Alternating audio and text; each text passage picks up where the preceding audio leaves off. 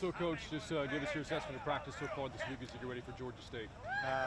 You know, with last week, just kind of starting with that, with last week, you know, the one thing we thought on Sundays we didn't practice as well. We had the first 2 weeks, and we challenged them yesterday and today being our 2 work days, and I thought we answered the bell this week. So pretty excited about where we're at right now. What were your takeaways defensively against SMU? Started great, didn't finish. You know, kind of how our practices went last week. We kind of got lethargic at the end of practices, and you know, I'm a firm believer that how you practice is how you play, and it was very evident in that game that you know we didn't finish that game as well as we started it. Have they taken ownership of that this week?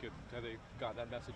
I hope so. They should. If not, we'll have to find some other way to get to them. So Georgia State this week, a Panther team that beat Tennessee in the opener. They're 2-1 coming in. They had a big offensive game in week 2. What's your scouting report on the Panthers offensive game? Much improved. You know, same personnel as the team last year. Different offense coordinator. He puts them in a lot better situations.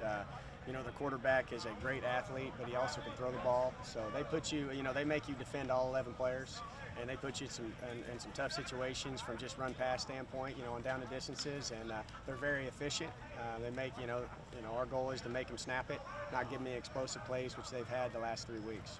And I've also noticed, too, that they can run the ball pretty effectively. You had some troubles last week stopping the run. Yeah. Are you expecting to see them run the ball a lot? Yeah, everybody's run the ball on us the first 3 weeks. You know, you're getting over 50, you know, plus runs, so we're going to have to anchor down and stop it, you know.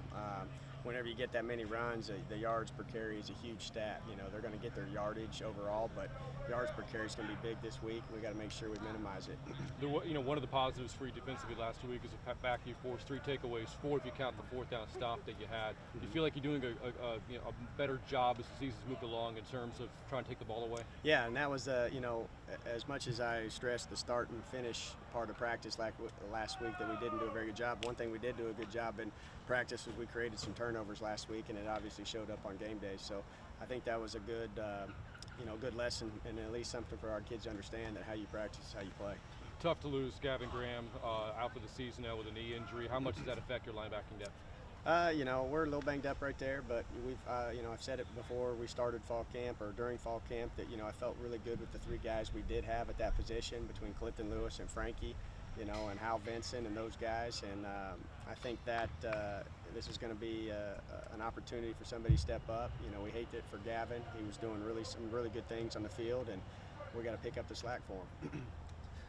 Talking to Coach Jake, he felt like the defense kind of ran out of gas against SMU, and some of that had to do with the offense. But what can you do to prevent that moving forward?